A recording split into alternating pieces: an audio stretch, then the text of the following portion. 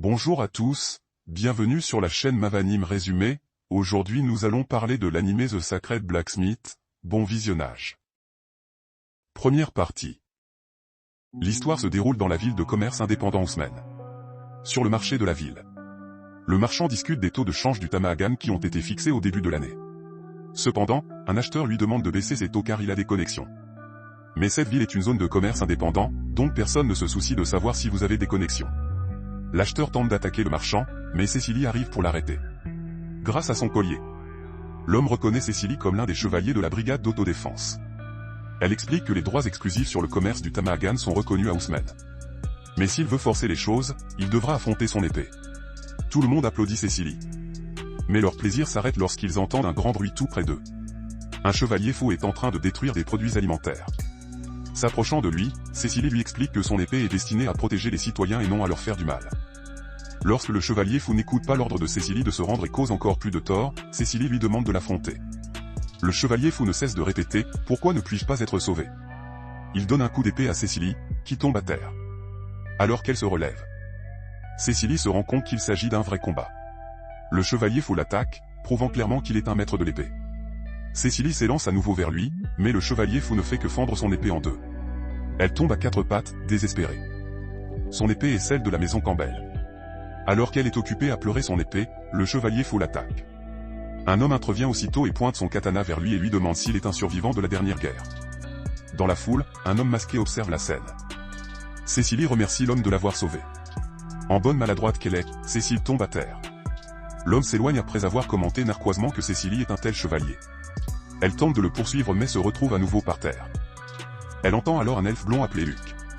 L'elfe, Lisa, le rattrape et lui fait remarquer qu'il est rare de voir une femme chevalier. Mais Luc pense qu'elle est inutile. Luc est également très déçu que Cécilie se balade avec une si vieille épée. N'étant pas d'humeur à participer à la réunion d'aujourd'hui, Luc rentre chez lui.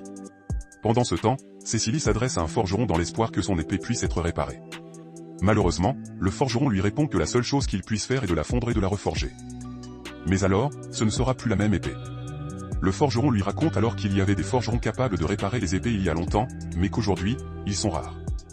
Alors que Cécilie leur dit que son épée est irremplaçable, elle pense à Luc. Elle demande alors au forgeron s'il connaît Luc. Plus tard, Cécilie est dans un village à la recherche d'une maison près de l'entrée de la forêt de cendres. Lorsqu'elle arrive, Cécilie voit un grand panneau qui dit « Lisa ». Par coïncidence, elle sort de la maison et s'arrête en voyant Cécilie. Cela incite Luc à sortir lui aussi. À l'intérieur de la maison, Luc est en train de lire un livre lorsque Cécilie s'approche de lui, le remerciant pour son aide.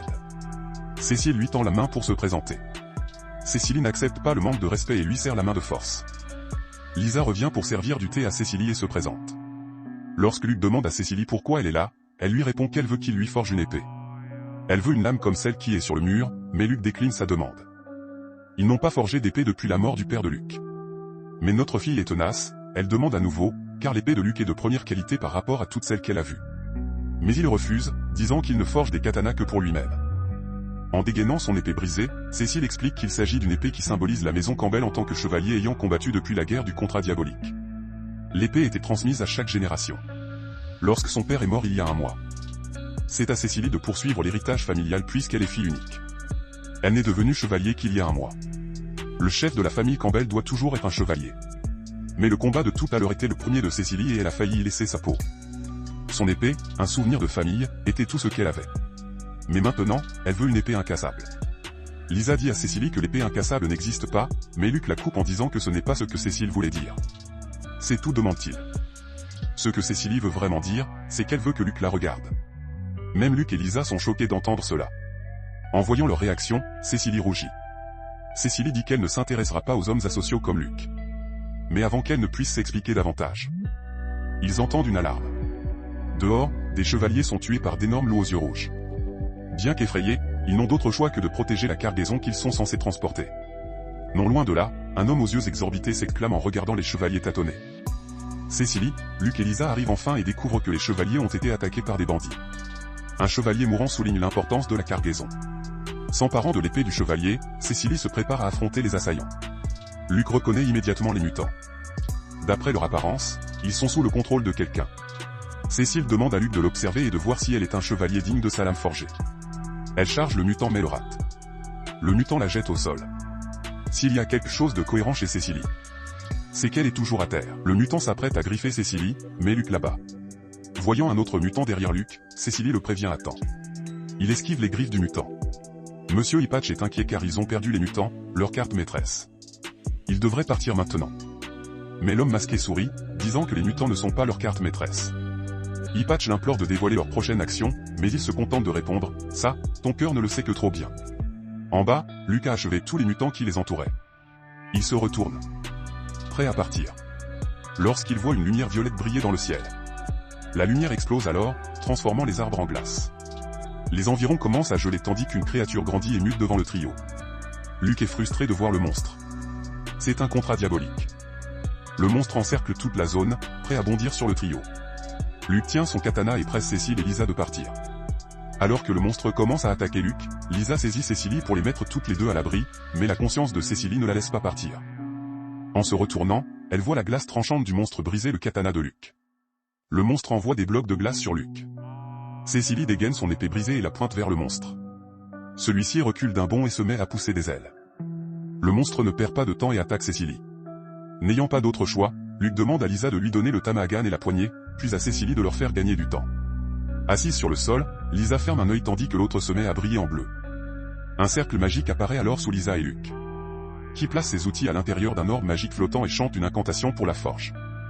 Dès qu'il a terminé l'incantation, Luke sort son katana nouvellement forgé.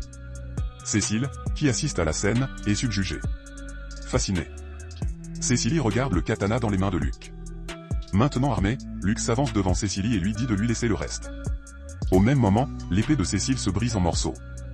Bien que dévastée, Cécilie sourit et remercie son père. Luke en s'apprêtant à attaquer le monstre de glace. Il balance son katana qui commence à brûler.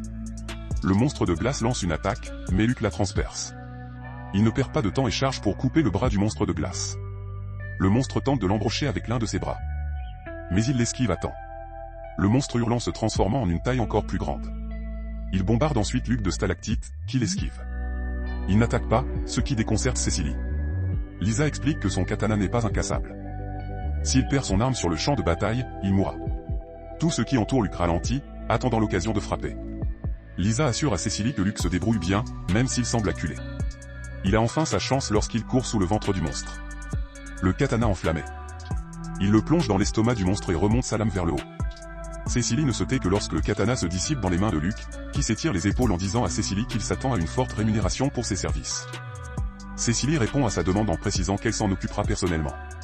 Alors qu'elle fait cette promesse, elle pose sa main crispée sur sa poitrine. Le problème, c'est que son armure commence à se fissurer, révélant ses melons.